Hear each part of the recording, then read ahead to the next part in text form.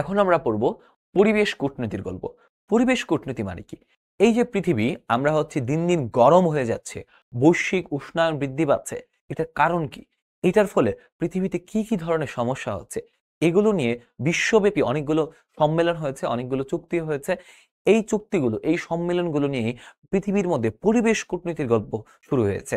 তুমি যদি দেখো, অনেক উন্নত দেশ এখন কার্বন নিঃসরণ কমানোর দিকে নজর দিচ্ছে। আবার উন্নয়নশীল দেশগুলো ভারত, চায়না, তারা বলছে তোমরা তো উন্নত হয়েই গিয়েছো, তোমাদের তো এখন দরকার নাই, কিন্তু আমাদের উন্নত হওয়ার জন্য আমাদের কার্বন নিঃসরণ দরকার আছে। তো এইভাবেই কি আমরা একটা সময় আমাদের পৃথিবীকে হুমকির মুখে ফেলে দিচ্ছি। এই যে পরিবেশ কূটনীতি, এই পরিবেশ কূটনীতি নিয়ে এই অধ্যায়ের এই জায়গাটা খুবই গুরুত্বপূর্ণ। তো আমরা দেখব বর্তমান বিশ্বে, বর্তমানে আমরা যদি দেখি 10 নভেম্বর থেকে 21 নভেম্বর পর্যন্ত COP30 সম্মেলন হচ্ছে বেলেম অর্থাৎ ব্রাজিলের অ্যামাজন শহরে। হ্যাঁ, একটা সম্মেলন হচ্ছে, যেই সম্মেলন কনফারেন্স অফ পার্টিস, সেটা নিয়ে আমরা পড়বো।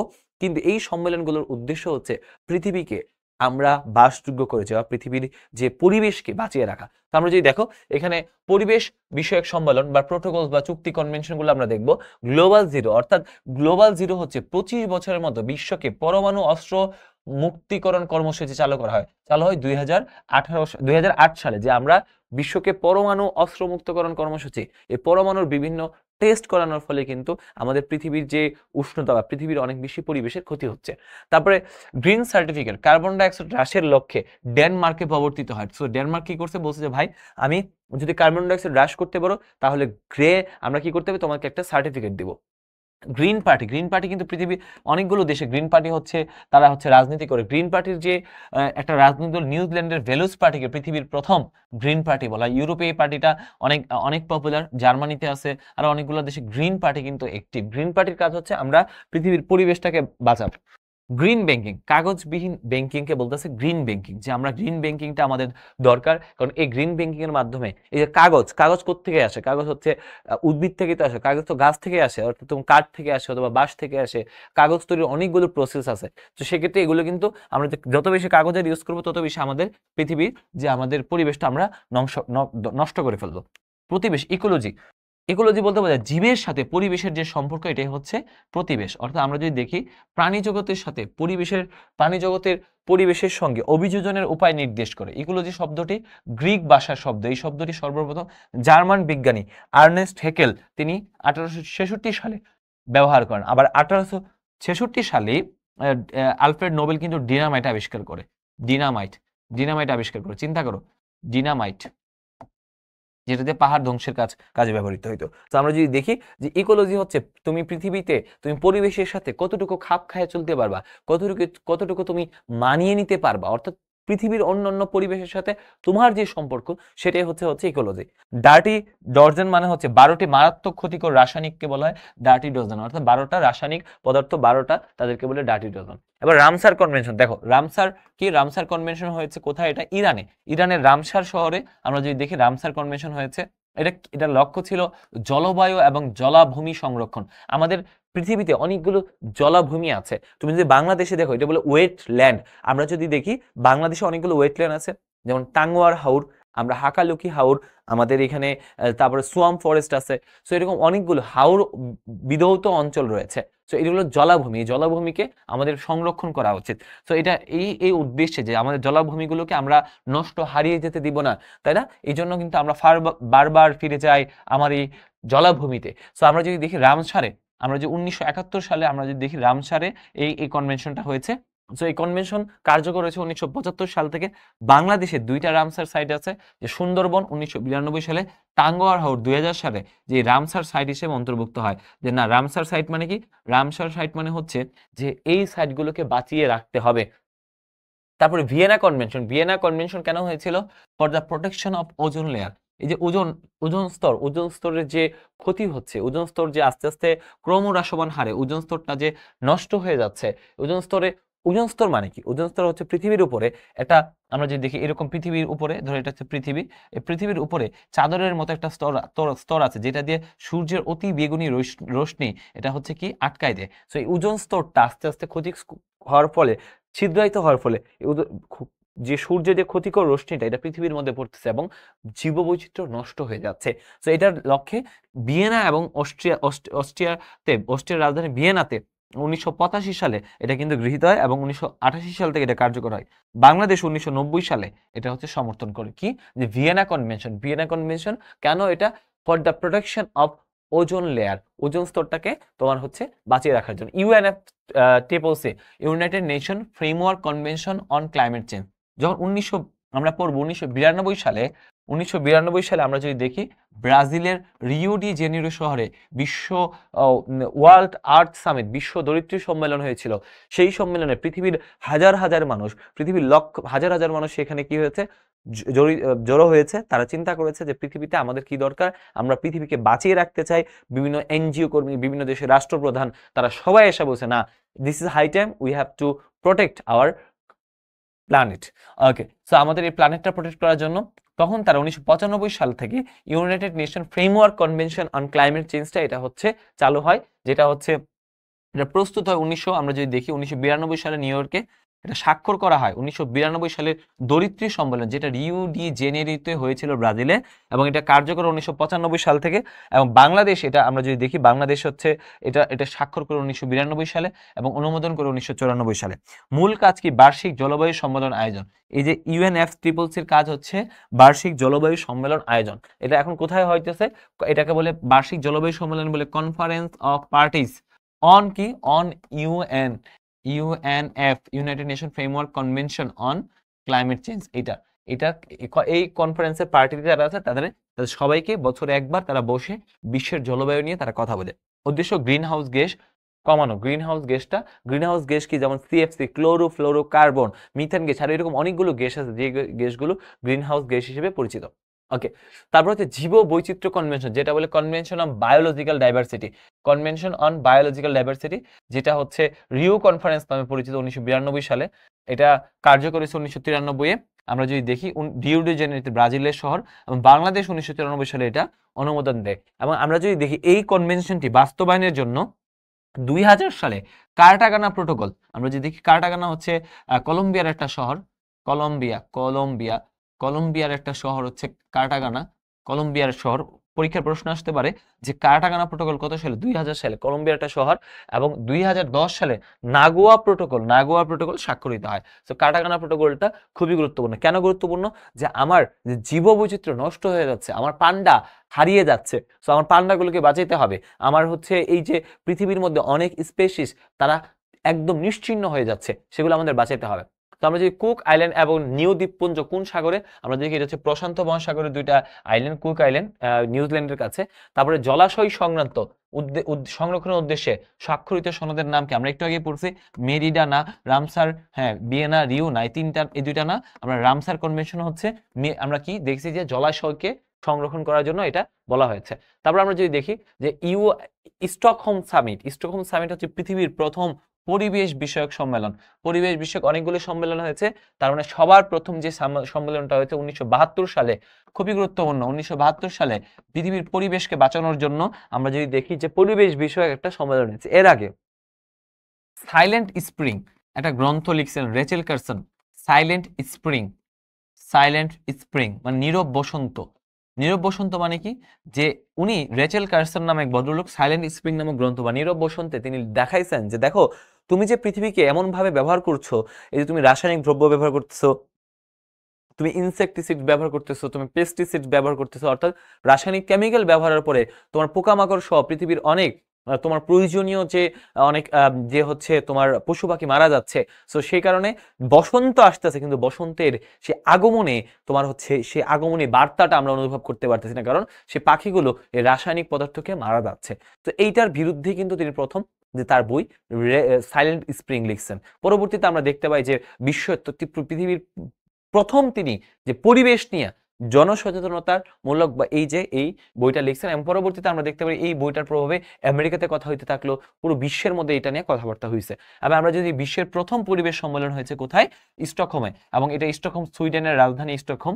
এই সম্মেলনের প্রস্তাব কি ছিল, যে ইকোসক মানে হচ্ছে ইকোনমিক অ্যান্ড সোশ্যাল কাউন্সিল, জাতিসংঘের 45তম অধিবেশনে প্রথম, এবং 1968 সালে জাতিসংঘের সাধারণ পরিষদের 23তম অধিবেশনে দ্বিতীয়বারের মতো পরিবেশ বিষয়ক আন্তর্জাতিক প্রস্তাব আমরা যদি গৃহীত হয়, গৃহীত প্রস্তাবটা কি, যে পরিবেশ 5 জুন কে বিশ্ব পরিবেশ দিবস ঘোষণা, এবং কেনিয়ার নাইরোবিতে ইউএনইপি মানে ইউনাইটেড নেশন এনভায়রনমেন্টাল প্রোগ্রাম প্রতিষ্ঠা করা। তার মানে এই যে স্টকহোম সামিটের ফলে বিশ্বব্যাপী দুইটা গুরুত্বপূর্ণ জিনিস হইল, একটা কি হইল, একটা হচ্ছে যে আমার 5ই জুন পরীক্ষায় এই প্রশ্নটা হাজারবার আসছে যে কত তারিখে তোমার হচ্ছে পরিবেশ দিবস ঘোষণা করা হয়। পরিবেশ দিবস হচ্ছে 5ই জুনকে বিশ্ব পরিবেশ দিবস হিসেবে ঘোষণা করা হয়। কোন সম্মেলনের কারণে? স্টকহোম সামিটের কারণে। এবং আমরা যদি দেখি কেনিয়ার নাইরোবিতে ইউএনইপি ইউনাইটেড নেশনস এনভায়রনমেন্টাল প্রোগ্রামের কারণে কিন্তু আমরা যদি দেখতে পাই যে এই এনভায়রনমেন্টাল প্রোগ্রামের কারণে কিন্তু আমরা দেখতে পাই যে তারা কি করছে, যে নাইরোবিতে যে ইউনাইটেড নেশনসের যে পরিবেশ বিষয়ক যে সংস্থা এটা প্রতিষ্ঠা হয়, এবং এটার মূলে কি ছিল, যে এই যে স্টকহোম সামিট। তাহলে স্টকহোম সামিটের দুইটা ফলাফল, একটা 5 জুনকে বিশ্ব পরিবেশ দিবস আবারও বলে রাখি, আর হচ্ছে কেনিয়ার নাইরোবিতে ইউনাইটেড নেশন এনভায়রনমেন্টাল প্রোগ্রামের যে সূচনা হয়। ওকে, ধরিত্রী সম্মেলন এটা খুবই গুরুত্বপূর্ণ পৃথিবীর ইতিহাসে। এটাকে আর্থ সামিট বা রিও সামিট বলা হয়, Rio conference. United nation conference on environment and development, পৃথিবীর সবচেয়ে বড় পরিবেশ নিয়ে যে সম্মেলনটা হয়েছিল এটা রিও ডি জেনেরো, ব্রাজিলের রাজধানী। যে জলবায়ু পরিবর্তনের ঝুঁকি থেকে পৃথিবীকে রক্ষা করা, যে এইভাবে যদি আমরা চলতে থাকি একটা সময় আসবে যখন পৃথিবীতে মানুষ থাকবে না, যখন পৃথিবীতে আমরা একে অপরে আমাদের পরিবেশটা আমরা বাঁচাতে পারবো না। তার মানে আমরা আমাদের পৃথিবীকে বাঁচানোর জন্য সবাই, পৃথিবীর প্রত্যেকটা দেশ ঐক্যবদ্ধভাবে তারা কিন্তু এসেছে এই সম্মেলনে। আমরা যে কোথায় হয়েছে, রিও ডি জেনেরো, ব্রাজিলের একটা শহর।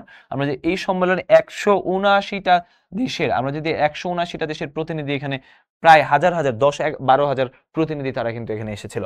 সো সম্মেলন হচ্ছে 1992 সালের 3 থেকে 14 জুন পর্যন্ত হয়েছে। এজেন্ডা 21, মনে রাখবে এই এজেন্ডা 21 খুবই গুরুত্বপূর্ণ। এটা কোন সম্মেলনের ফলাফল? বিশ্ব দরিদ্র সম্মেলন, যেটা 1992-তে রিও ডি জেনেরোতে, ব্রাজিলের শহর রিও ডি জেনেরোতে হয়েছিল। তো এটা কি 21 শতকে পৃথিবীকে বিপর্যয় মুক্ত রাখতে সামনে রেখে প্রণয়ন করা হয়েছে এজেন্ডা 21। তাহলে এজেন্ডা 21-এর মূল লক্ষ্য ছিল 21 শতকে এই পৃথিবীকে আমরা কি করব, আমরা হচ্ছে বিপর্যয় মুক্ত, আমরা পৃথিবীকে হারাতে দেব না। আমাদের পৃথিবী, আমাদের মা, আমাদের এই ধরিত্রী, আমরা এই ধরিত্রীকে হারাতে দেব না। এবং আমরা যদি দেখি এই বাংলাদেশের ফারাক্কাবাদ তো এজেন্ডা 21-এর অন্তর্ভুক্ত। এবং আমরা যদি আর্থ সামিট 10 বছর পর পর হয়ে থাকে পৃথিবীর মধ্যে, এই আর্থ সামিট গুলা 10 বছর পর পরে হয়ে থাকে। ওকে, তারপরে বিশেষ পরিবেশ সম্মেলন আমরা যদি দেখি আর্থ+5, হ্যাঁ আমরা যদি দেখি আর্থ+5 বা রিও 5, এটা যদি রিও 5 যে সম্মেলন, এটা হচ্ছে রিও 5 মানে হচ্ছে 92, রিও হয়েছে 1992 সালে, 5 যোগ করলে 1997 সালে নিউ ইয়র্কে হয়েছিল। মানে লক্ষ্য ছিল 1992 সালে দরিদ্র সম্মেলনে যে আমরা সম্মেলন করেছি এত বড় করে, এত পৃথিবীর জন্য। তো এই যে এটার অগ্রগতি কতটুকু হয়েছে, এটার অগ্রগতিটাকে যাচাই করা ছিল, এটা হচ্ছে রিও সম্মেলনের বা এই বিশেষ পরিবেশ সম্মেলনের একটা অন্যতম গুরুত্বপূর্ণ বিষয়। তারপর আমরা যদি দেখি জাতিসংঘের জলবায়ু সম্মেলন, জাতিসংঘের জলবায়ু বিষয়ক সম্মেলনে আমরা যদি দেখি যে COP21 হয়েছে প্যারিসে, ফ্রান্সের শহরে, খুবই গুরুত্বপূর্ণ এটা। United nation climate change conference, এটা হচ্ছে COP21, কপ বলে এটাকে, এটা 21 হয়েছে প্যারিসে। এবং এইটা 2015 সালে একটা প্যারিস ক্লাইমেট এগ্রিমেন্ট হয়েছে, এটা খুবই গুরুত্বপূর্ণ। যে অন্য নাম হচ্ছে আমরা যদি প্যারিস ক্লাইমেট এগ্রিমেন্টও হয়েছিল। তো আমরা যদি দেখি যে অংশগ্রহণকারী পক্ষ ছিল 197টা দেশ, হ্যাঁ। গৃহীত হয় 2016 সালে 22 এপ্রিল নিউ ইয়র্কের প্যারিসের।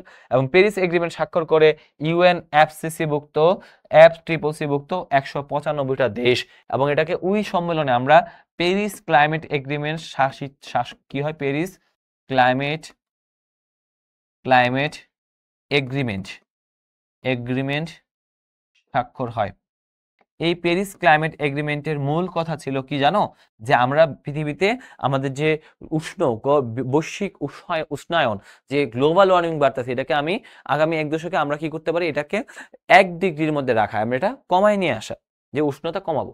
ওকে, তো সার্বজনীন জলবায়ু চুক্তি 2000, এটা হচ্ছে 2016, প্যারিস জলবায়ু চুক্তি 2016 সালে এটা ইয়া হয়েছে, 15 সালে গৃহীত হয়েছে, কিন্তু সবাই মিলে এটা স্বাক্ষর করছে কবে? 2016 সালে। তো আমরা যদি দেখি বৈশ্বিক তাপমাত্রা বৃদ্ধি ও কার্বন নিঃসরণ কমানোর জন্য দীর্ঘমেয়াদী পরিকল্পনা, যে আমরা এখন থেকে দীর্ঘমেয়াদী একটা পরিকল্পনা গ্রহণ করলাম, যেই পরিকল্পনাটা আমরা আস্তে আস্তে কার্বন নিঃসরণ কমাবো, আমরা বৈশ্বিক তাপমাত্রা যেন বৃদ্ধি না পাই সেটা আমরা খেয়াল রাখবো। ওকে, তো বাংলাদেশ স্বাক্ষর করে কবে? বাংলাদেশ 2016 সালে স্বাক্ষর করে। স্বাক্ষরিত হয় নিউ ইয়র্কের জাতিসংঘের সদর দপ্তরে।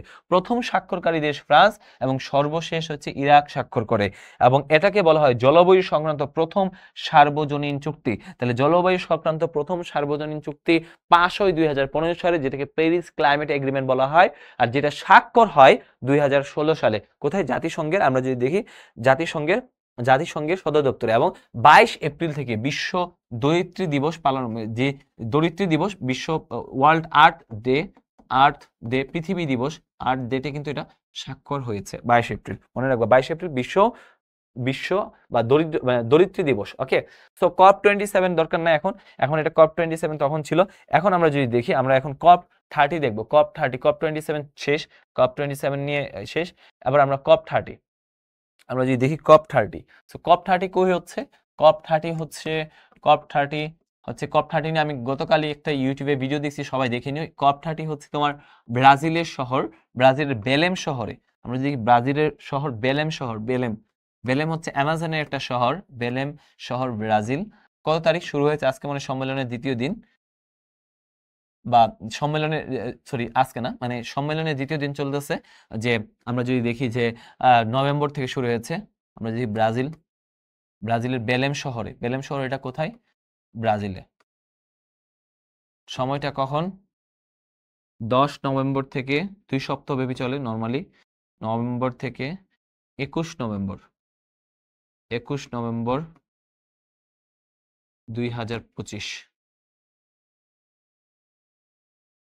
2025। এবং এই COP30 আমরা আশা করতেছি যে এই COP30 কেন গুরুত্বপূর্ণ বর্তমান সময়ে, এটাকে বলা হচ্ছে একটা কোনো যে কার্বন নিঃসরণ বা অন্যান্য যে জলবায়ুর যে ফান্ডগুলা, ক্লাইমেট যে ফান্ড, $100 বিলিয়ন দিবে উন্নত দেশগুলো, গরিব দেশগুলোকে তাদের মিটিগেশন করার জন্য, যাতে করে তারা এই জলবায়ু সংক্রান্ত ঝুঁকিগুলো মোকাবেলা করতে পারে। এটা একটা অন্যতম আলোচনার বিষয়, আলোচনা হচ্ছে, আগাচ্ছে। সো ক্লাইমেট, এটা কোথায় হচ্ছে? বেলেম শহরে। এটা বেলেম শহর কোথায়? এটা ব্রাজিলের আমাজনকে বলা হয় আমাজন, এটার একটা আমাজনকে বলা হয় পৃথিবীর ফুসফুস। পৃথিবীর সবচেয়ে বেশি কার্বন হচ্ছে, কার্বনকে তারা হচ্ছে অক্সিজেন প্রডিউস করে। আমরা যদি দেখি এই বনটা পৃথিবীর ফুসফুস বলা হয়, কারণ হচ্ছে এটা কার্বনকে কি করে? কনজিউম করে। পৃথিবীর সবচেয়ে বেশি কার্বন কনজিউম করে এই বন। হ্যাঁ, তো আমরা এই তথ্যগুলো মনে রাখবো। এটার প্রেসিডেন্ট হচ্ছে ব্রাজিলেরই একজন। তো ক্লাইমেট ফান্ড নিয়ে কথা হবে। ওকে, তো আমরা যদি দেখি পরিবেশ বিষয়ক আরো সম্মেলন হচ্ছে বিশ্ব জীববৈচিত্র্য সম্মেলন 2022 সালে COP। এটা হচ্ছে দেখি COP হয় প্রতি বছর, এই যে জীববৈচিত্র্য নিয়ে সম্মেলন হয়। তারপর আমরা দেখি জীববৈচিত্র্য সম্মেলন হয় Rio+20, United nation conference on sustainable development, যেটা হচ্ছে রিও জানুয়ারিতে হয়েছিল। আমরা যদি দেখি যে এটা 2012 সালে হয়েছে, 2012 সালে 20 বছর পরে হয়েছে। টেকসই এর উন্নয়নের জন্য লক্ষ্যমাত্রা এবং কি ভবিষ্যৎ আমরা চাই, এই শীর্ষক অঙ্গীকারপত্র। এবং এইটার পরেই গ্রিন ইকোনমি, যে শব্দটা গ্রিন ইকোনমি, আমরা যদি গ্রিন ইকোনমি লিখি, গ্রিন ইকোনমি এই শব্দটা তখন একদম বাজওয়ার্ড ছিল এই সম্মেলনের পরে, ইকোনমি, যে আমরা পরিবেশ সহিংস, আমরা এমন কোনো উন্নয়ন চাই না যে উন্নয়নের ফলে পৃথিবীর ক্ষতি হবে। ওকে, সো সবুজায়ন চুক্তি, গ্রিন ডিল হচ্ছে, আমরা যদি দেখি গ্রিন ডিল খুবই আলোচিত একটা বিষয়। ইউরোপীয় অঞ্চলে পরিবেশ সুরক্ষা, যোগাযোগ ও জ্বালানি খাতের পরিকল্পিত রূপরেখা, ইউরোপীয় ইউনিয়ন। তাহলে গ্রিন ডিল কারা প্রণয়ন করে? ইইউ। গ্রিন ডিলের প্রবক্তাকে ইইউ। এটা কত সালে প্রণয়ন হয়? 2020 সালে। ইউরোপীয় পার্লামেন্টের সদর দপ্তর হচ্ছে, আমরা যে স্ট্রাসবার্গ, ফ্রান্সে। হ্যাঁ, ইউরোপীয় পার্লামেন্ট, মনে রাখবে এটা পরীক্ষা আসে, ইউরোপীয় পার্লামেন্ট কোথায়? Strasberg, France. এবং লক্ষ্যমাত্রা 2050 সালের মতো পুরো ইউরোপীয় ইউনিয়ন অঞ্চলে কার্বন নিরপেক্ষ করা। তাহলে কার্বন নিরপেক্ষ মানে কি?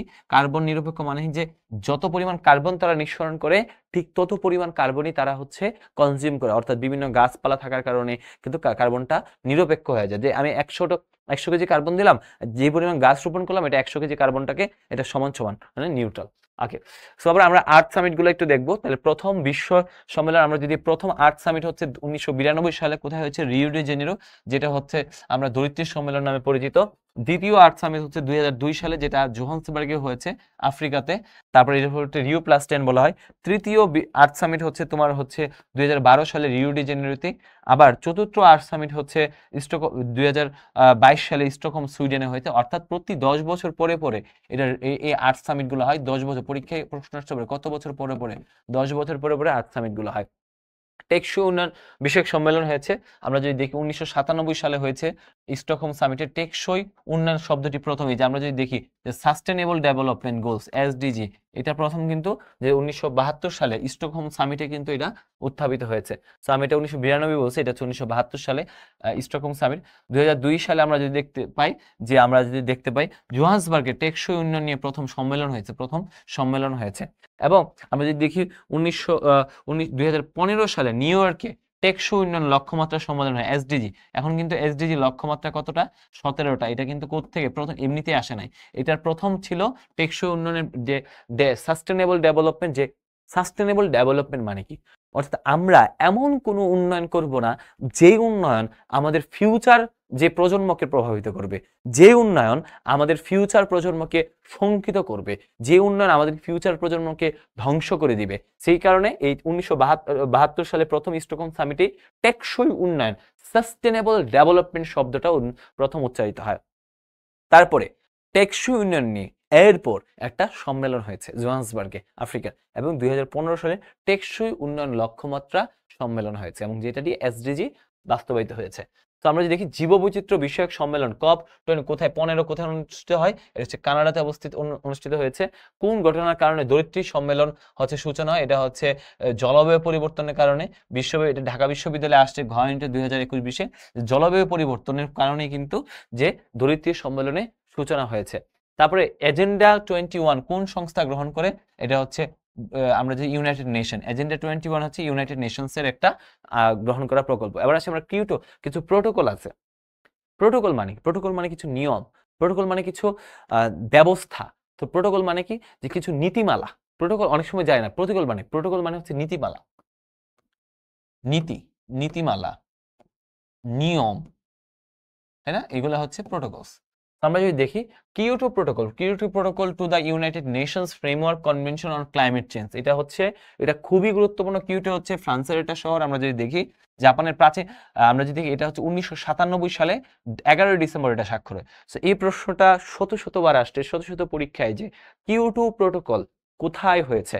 সো কিয়োটো প্রোটোকলের আগে আমরা যদি দেখি 1995 সালে আমরা আইপিসিসি একটা রিপোর্ট পাবলিশ করে, আইপিসিসি নিয়ে একটু পরে পড়বো। এই রিপোর্টের প্রেক্ষিতে আমরা দেখতে পাই যে বৈশ্বিক উষ্ণায়ন কিন্তু আমাদের বৃদ্ধি পায়। তখনই কিন্তু এই কিয়োটো প্রোটোকলটা হইলো। এটা হচ্ছে জাপানের প্রাচীন রাজধানী কিয়োটোতে এই প্রোটোকলটা পাশ হয়েছে, বা এই প্রোটোকলটা, এই সম্মেলনটা কিয়োটো নাম অনুসারে করা হয়েছে। লক্ষ্য কি ছিল? মনে রাখবা, কিয়োটো প্রোটোকল ছিল বৈশ্বিক উষ্ণায়ন রোধে। মনে রাখবা, বৈশ্বিক উষ্ণায়ন রোধে আমরা যদি দেখি উষ্ণায়ন রোধে, উষ্ণায়ন মানে কি? ওয়ার্মিং, গ্লোবাল ওয়ার্মিং যেন আমি প্রতিহত করতে পারি। 1990 সালের স্তরকে ভিত্তি করে আমরা ধরে নিয়ে উন্নত দেশগুলোতে তাদের 6টি গ্রিনহাউস গ্যাসের যৌথ নিঃসরণ দেখা হয় 5.2% তারা হ্রাস করবে। সদস্য ছিল 192টা, অন্তর্ভুক্ত ছিল না কে দেখো কিয়োটো প্রোটোকলে কে নাই? ইউএসএ নাই, আমেরিকা নাই, কানাডা নাই, দক্ষিণ সুদানে অ্যান্ডোরা নাই। ওকে, ত্যাগকারী দেশ 2012 সালে ত্যাগ করে দিয়েছে কে? কানাডা। মেয়াদ শেষ হয় 2020 সালে, যে আমরা এই 5.2 মাত্রায় কমাবো। তারা একটা চুক্তি করছিল যে ভাই, বৈশ্বিক উষ্ণায়ন যেহেতু বৃদ্ধি পাচ্ছে, আমরা কি করব? যে গ্রিনহাউস গ্যাসের পরিমাণ, 5টা গ্রিনহাউস গ্যাসের পরিমাণ 5.2% হ্রাস করব, যাতে করে বিশ্ব ভালো থাকে। কারণ পৃথিবীর মধ্যে সবচেয়ে বেশি ক্ষতি করে এই শিল্পোন্নত দেশগুলো, ইউএসএ, চায়না, কানাডা, এই দেশগুলো, ইউরোপীয় দেশগুলো, এগুলোই সবচেয়ে বেশি কার্বন নিঃসরণ করে। কিন্তু ক্ষতিগ্রস্ত হয় কারা? আমি হই, তুমি হো, আমরা সবাই এটার ক্ষতিগ্রস্তের হই। ওকে, তো কার্বন ট্যাক্স এটা খুবই একটা গুরুত্বপূর্ণ। কার্বন ট্যাক্স চালু করে কোন দেশ? ফিনল্যান্ড। কার্বন ট্যাক্স যে মোট চালুকারী দেশ 27টা ইউ সহ এশিয়ার দেশগুলো হলো দক্ষিণ কোরিয়া, চীন, ভারত, জাপান, সিঙ্গাপুর, তাইওয়ান। তারা হচ্ছে ওশেনিয়ার দেশ অস্ট্রেলিয়া, নিউজিল্যান্ড, তারা কার্বন ট্যাক্স চালু করে। কার্বন ট্যাক্সটা কি? যে তুমি যত বেশি কার্বন নিঃসরণ করবা এটার প্রতি, যদি বেশি কার্বন নিঃসরণ করো এটার প্রতি তোমাকে ট্যাক্স দিতে হবে সরকারকে। ওকে, মন্ট্রিল প্রোটোকল এটা খুব গুরুত্বপূর্ণ। তাহলে আমরা কিয়োটো প্রোটোকল কেন হয়েছিল বৈশ্বিক উষ্ণায়ন রোধে? আমরা আবারও বলছি পরীক্ষার প্রশ্ন কেন হয়েছে, তো আমরা একটা উল্টাপাল্টা পেজ লাগাই ফেলি। কিয়োটো প্রোটোকল হচ্ছে বৈশ্বিক উষ্ণায়ন রোধে। আর মন্ট্রিল প্রোটোকল, মন্ট্রিল প্রোটোকল হচ্ছে, মন্ট্রিল হচ্ছে কানাডার একটা শহর, ওজোন স্তর ক্ষয়কারী বস্তু সামগ্রী উৎপাদন, বিপণন এবং ব্যবহার বন্ধে। তাহলে মন্ট্রিল প্রোটোকল হয়েছে কেন? ওজোন স্তর, ওজোন স্তর রক্ষার জন্য, ওজোন স্তর নিয়ে। তাহলে ওজোন স্তর নিয়ে হচ্ছে মন্ট্রিল প্রোটোকল। আর আমরা যদি কিয়োটো প্রোটোকল হয়েছে বৈশ্বিক উষ্ণায়ন রোধে। ওকে, তো আমরা যদি এটা কত সালে? 1987 সালে এটা হচ্ছে স্বাক্ষর হয় এবং 1989 সালে কিন্তু এটা কার্যকর হয়। বাংলাদেশ এটা 1990 সালে স্বাক্ষর করে। পৃথিবীতে প্রায় 196টি দেশ এবং ইউরোপীয় ইউনিয়ন এটা ইয়ে করে এবং এই স্বাক্ষর করে 5 বার এটা সংশোধন করা হয়েছে। জৈব জ্বালানি নিরাপত্তা বিষয়ক প্রোটোকল, আমরা এখন পড়বো জৈব জ্বালানি নিরাপত্তা বিষয়ক প্রোটোকল। আমরা এটা স্বাক্ষর হয়েছে 2000 সালে মন্ট্রিলে, কার্যকর 2003 সালে, বাংলাদেশ 2002 সালে অনুমোদন করে, কার্যকর করে 2004 সালে। তো কত সালে স্বাক্ষর হইতে হয়েছে? বাংলাদেশ কত সালে অনুমোদিত করে? ওকে, তারপরে জাতিসংঘের জৈব নিরাপত্তা বিষয়ক চুক্তি কোনটি? চুক্তি হচ্ছে আমরা যদি দেখি, আমরা যে জৈব নিরাপত্তা, যে আমরা যদি দেখি যে বায়োলজিক্যাল সেফটি, এটা হচ্ছে তোমার কার্টাগানা চুক্তি। কার্টাগানা চুক্তিকে বলছে জৈব নিরাপত্তা বিষয়ক চুক্তি বলছে কার্টাগানা। কার্টাগানা এটা কোথায়? এটা কলম্বিয়াতে। ওকে, সো পরিবেশ বিষয়ক কিয়োটো প্রোটোকল কোন দেশে স্বাক্ষরিত হয়? এটা আমরা জানি জাপানে স্বাক্ষরিত হয়। জাপানে স্বাক্ষরিত হয়। তো আমরা যদি প্যারিস এগ্রিমেন্ট কোন ধরনের চুক্তি? এটা কি মহামারী নিয়ন্ত্রণ চুক্তি, জলবায়ু, টিকা উৎপাদন না কোনটি? তো আমরা পড়েছি এটা জলবায়ু সংক্রান্ত চুক্তি, জলবায়ু সংক্রান্ত চুক্তি। ওকে, সো কিয়োটো প্রোটোকলের গুরুত্বের বিষয় কি ছিল বলতো? এটা আমি আবার বলবো, তোমরা দেখুন একটু কমেন্ট করে জানাও যে কিয়োটো প্রোটোকল চুক্তির গুরুত্বের বিষয় কি ছিল। আমরা দেখছি মন্ট্রিল প্রোটোকল, মন্ট্রিল প্রোটোকল ছিল কিসের জন্য? ওজোন স্তরের জন্য। আর কিয়োটো প্রোটোকল ছিল কিসের জন্য? কিয়োটো প্রোটোকল, তো আমি এটা বলেছিলাম কিয়োটো প্রোটোকল কিসের জন্য। সো কিয়োটো প্রোটোকল নিয়ে আমরা পড়েছি। সো এরকম প্রোটোকলগুলোতে কি প্রশ্ন আসে? এটা কিন্তু একটা মন্ত্রণালয়ের প্রশ্ন আসছে যে কিয়োটো প্রোটোকল কি নিয়ে কাজ করে, কেন কাজ করে? হ্যাঁ, তোমরা সবাই অনেকে সবাই সঠিক উত্তর দিয়েছো, সেটা হচ্ছে বিশ্ব উষ্ণায়ন হ্রাস, উষ্ণতা হ্রাস। ওকে, তারপর আমরা যদি দেখি জাতিসংঘের পরিবেশ বিষয়ক সংস্থা, জাতিসংঘের পরিবেশ নিয়ে কাজ করে United Nations Environment Programme, UNEP. এটা কত সালে? 1972 সালে 5 জুন এটা হচ্ছে তৈরি করা হয়। মনে রাখবা 5 জুন কিন্তু বিশ্ব পরিবেশ দিবস। এবং এটা কিন্তু 1972 সালে স্টকহোম সামিট থেকে এটা গঠনের জন্য বলা হয়ে থাকে। এবং সদর দপ্তর কোথায়? Nairobi, Kenya. এবং ইউএনডিজি সদস্য হয় 1997 সালে। হ্যাঁ, আমরা যদি দেখি ইউএনডিজি, ইউনাইটেড নেশনের একটা ডেভেলপমেন্ট প্রোগ্রাম, আমরা যদি দেখি এটা দরকার নেই, জাস্ট হচ্ছে সদর দপ্তর ছিল নাইরোবিতে। ওকে, সো E8 এটা খুবই গুরুত্বপূর্ণ। E8 দিয়ে পরীক্ষার প্রশ্ন আসে। পরিবেশ দূষণকারী 60টি দেশ এবং একটি সংস্থাকে একত্রে E8 বলে। এগুলা কি দেশসমূহ? যেমন হচ্ছে ব্রাজিল, রাশিয়া, ভারত, চীন, এটা চীন, তারপর হচ্ছে দক্ষিণ আফ্রিকা। তার মানে হচ্ছে ব্রিক্স ভুক্ত 5টা দেশ। তার মানে 5টা দেশ, তার মানে একটা সংস্থা, ব্রিক্স ভুক্ত একটা সংস্থা। তার মানে কি ব্রিক্স ভুক্ত আমরা যদি দেখি যে এই 5টা দেশ। হ্যাঁ, সংস্থা এখনো আসে নাই, সংস্থা আসতেছে পরে। যুক্তরাষ্ট্র, জাপান, ইউর মধ্যে আমরা যদি দেখি প্রায় 27টা দেশ আছে, তাই না?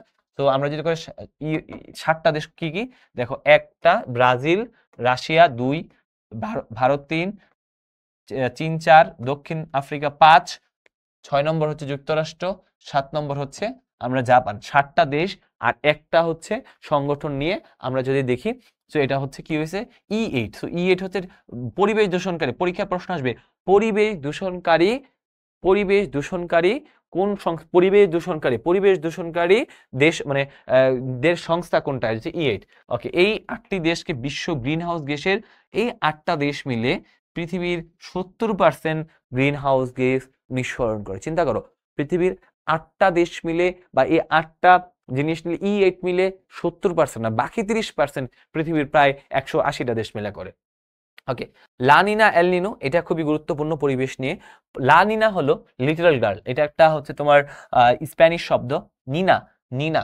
ওকে, সো নিনা হচ্ছে গার্ল, এ কোল্ড ইভেন্ট, এটা বাংলা হচ্ছে এ কোল্ড ইভেন্ট। প্রশান্ত মহাসাগরে আমরা যদি দেখি মধ্যপূর্বে আমরা যদি গ্রীষ্মমণ্ডলীয় অঞ্চলে তাপমাত্রা সমুদ্র পৃষ্ঠের শীতল হাওয়াকে বলে লা নিনা, লা নিনো। লা নিনা মানে কি, ধরো প্রশান্ত মহাসাগরের দক্ষিণ পশ্চিম অঞ্চলে আমরা যদি দেখি যে ঠান্ডা একটা আবহাওয়া বিরাজ করে, অতি ঠান্ডা আবহাওয়া। প্রশান্ত মহাসাগর দক্ষিণ দিক কোনটা, আমরা যদি দক্ষিণ দিক মানে উপরের দিকে, সরি নিচের দিকে, আমরা যে প্রশান্ত মহাসাগরের নিচের দিকে যে অ্যান্টার্কটিকার ওই অঞ্চলটাতে যে ঠান্ডা আবহাওয়াটা যায়, এটা হচ্ছে লা নিনা।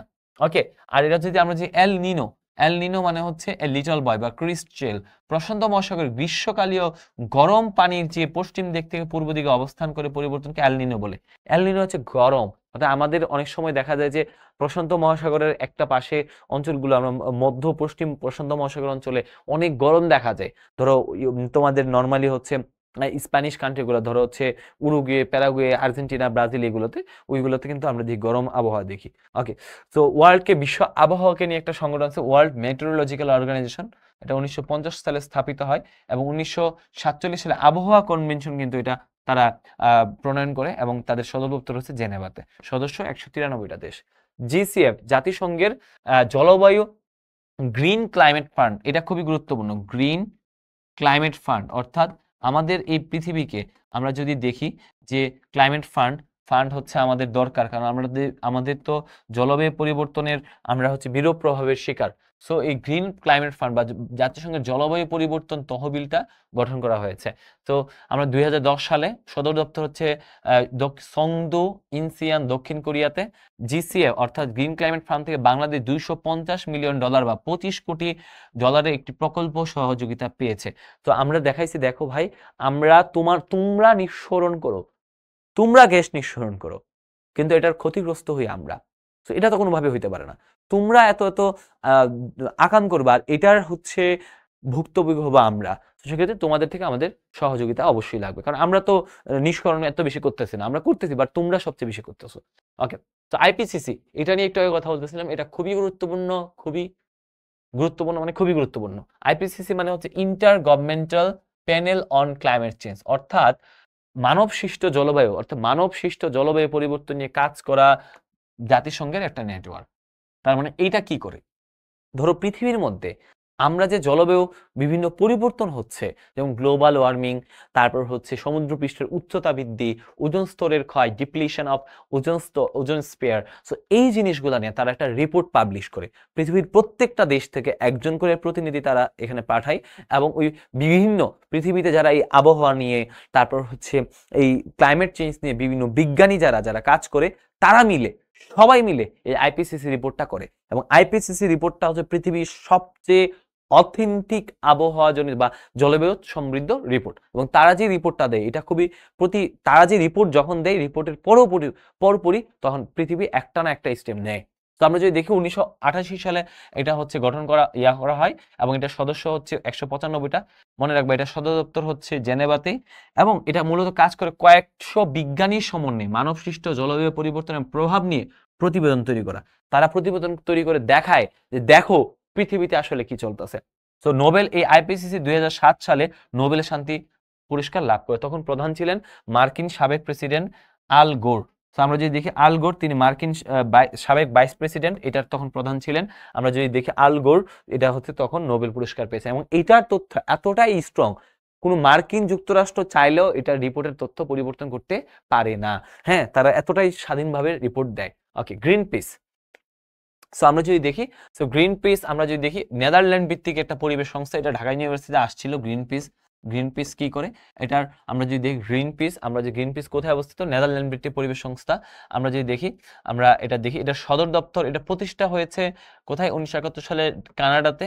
এটার সদর দপ্তর হচ্ছে আমস্টারডাম, নেদারল্যান্ডে। এটা অফিস আছে 55টা দেশে। পূর্ব নাম হচ্ছে don't make a wave committee. হ্যাঁ, এটার পূর্ব নাম। প্রতিষ্ঠাতা হচ্ছে পেট্রিক মোরে, আর অনেকজন, রবার্ট হান্টার, দরকার নেই। গ্রিন পিসের জাহাজের নাম রেইনবো ওয়ারিয়র। গ্রিন পিস কি করে, ধরো কোথাও তোমার পারমাণবিক অস্ত্র পরীক্ষা হচ্ছে, তখন গ্রিন পিস তারা হচ্ছে ছোট ছোট রংধনু জাহাজ নিয়ে, রেইনবো ওয়ারিয়র, তারা নিয়ে ওই জাহাজের কাছে যায়। তাদের ছোট্ট জাহাজগুলো এই বার্তাটাই দেয় যে আমরা হয়তো বা তোমাদের এই কাজটাকে রুখতে পারবো না, বাট আমরা চেষ্টা করে গিয়েছি। আমরা এই অল্প একটু হলেও আমাদের সর্বোচ্চ চেষ্টাটা করেছি যাতে করে পৃথিবীটাকে বাঁচানো যায়। সো আমরা যদি দেখি গ্রিন পিসের জাহাজের নাম ছিল রেইনবো ওয়ারিয়র। বাংলাদেশ রেইনবো ওয়ারিয়রের নাম হচ্ছে, বাংলাদেশের রেইনবোর নাম হচ্ছে রংধনু। তো গ্রিন পিস কোন দেশের সংস্থা? গ্রিন পিস হচ্ছে একটা নেদারল্যান্ড ভিত্তিক সংস্থা। গ্রিন পিস কি নিয়ে কাজ করে? পরিবেশবাদী সংস্থা। গ্রিন পরীক্ষায় প্রশ্ন আসে গ্রিন পিস কি সংস্থা? এটা একটা পরিবেশবাদী সংস্থা। পরিবেশবাদী সংস্থা গ্রিন পিস, এটা ঢাকা ইউনিভার্সিটিতে আসছে, পরিবেশবাদী সংস্থা। আচ্ছা আমরা যে রিপ দেখি, আমরা যদি দেখি রিক্স, আমরা যে রিক্স ইনফরমেশন রিক্স, আমরা রিপ আরেকটা সংস্থা, রিক্স ইনফরমেশন আর্লি অ্যাকশন পার্টনারশিপ। হ্যাঁ, রিক্স ইনফরমেশন আর্লি অ্যাকশন পার্টনারশিপ, যে আমরা 2025 সাল নাগাদ দুর্যোগের কবল থেকে বিশ্বের 100 কোটি মানুষকে রক্ষা করা। উদ্বোধন করে যুক্তরাষ্ট্র, Finland, international red cross society, তারা সবাই মিলে। প্রতিষ্ঠাকালীন সদস্য বাংলাদেশ সহ 15টি দেশ। সদর দপ্তর জেনেভাতে, রেড ক্রসের অফিসে। অর্থাৎ তারা চেয়েছে যে আমরা কি করব, মানুষকে দুর্যোগ আসার আগে তাদেরকে আমরা বার্তা দিব এবং এটা দিয়ে আমরা তাদেরকে রক্ষা করার চেষ্টা করব। তারপর আর্থ ওয়াচ, আরেকটা পরিবেশবাদী সংস্থা, যেটার নাম হচ্ছে, এটা আন্তর্জাতিক পরিবেশ বিষয়ক দাতব্য সংস্থা। 1971 সালে ওয়াশিংটনে প্রতিষ্ঠিত হয়েছে। সদর দপ্তর হচ্ছে যুক্তরাষ্ট্রের ম্যাসাচুসেটস বোস্টনে। প্রতিষ্ঠাতা হচ্ছে মহাকাশ প্রকৌশলী রবার্ট এস সাইটন। দরকার নেই পরীক্ষা আসতে পারে আর্থ ওয়াচ কোন দেশ ভিত্তিক সংস্থা? এটা হচ্ছে যুক্তরাষ্ট্র ভিত্তিক সংস্থা। যুক্তরাষ্ট্র ভিত্তিক সংস্থা। আর্থ ওয়াচ হচ্ছে যুক্তরাষ্ট্র ভিত্তিক। আমরা যদি দেখি যুক্তরাষ্ট্র ভিত্তিক সংস্থা, যুক্তরাষ্ট্র ভিত্তিক সংস্থা। এবার হচ্ছে ওয়ার্ল্ড ওয়াচ, তারা হচ্ছে ওয়াশিংটন ভিত্তিক বিশ্ব পরিবেশ সংস্থা। মনে রাখবো, সাল দরকার নাই না। তারপর হচ্ছে আমরা GCA, global centre for adoption, অর্থাৎ জলবায়ু পরিবর্তনের জন্য জলবায়ু অভিযোজন, জলবায়ুর সঙ্গে তাল মিলিয়ে চলা গুরুত্বপূর্ণ, সেটা নিয়ে কাজ করে। আমরা যদি সদর দপ্তর, এটা সদর দপ্তর কোথায়? নেদারল্যান্ডের হ্যাগ শহরে, এবং এটার আঞ্চলিক অফিস আছে বেইজিংয়ে। আমরা যদি দেখি দক্ষিণ এশিয়ার প্রথম এবং দ্বিতীয় আঞ্চলিক কেন্দ্র ঢাকার আগে পরিবেশ অধিদপ্তরে global centre for adaptation. So এটা কিন্তু আছে। সো আর্কটিক কাউন্সিল, উত্তর মহাসাগরের তীরবর্তী দেশের জোট। অর্থাৎ আমরা যদি দেখি যে উত্তর মহাসাগর, পৃথিবীর উপরের দিকে যে দেশগুলো, নরওয়ে, ডেনমার্ক, ফিনল্যান্ড, আইসল্যান্ড, হ্যাঁ, এই দেশগুলো নিয়ে। সো তাদের একটা জোট, এটা 1996 সালে প্রতিষ্ঠিত হয়েছে।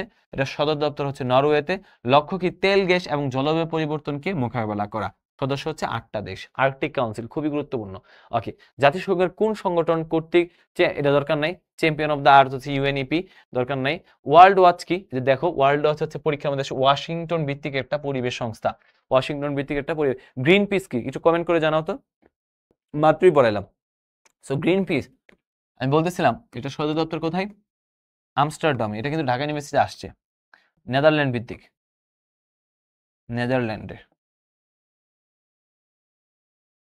নেদারল্যান্ডে এটার সদর দপ্তর অবস্থিত। গ্রিন পিস কি?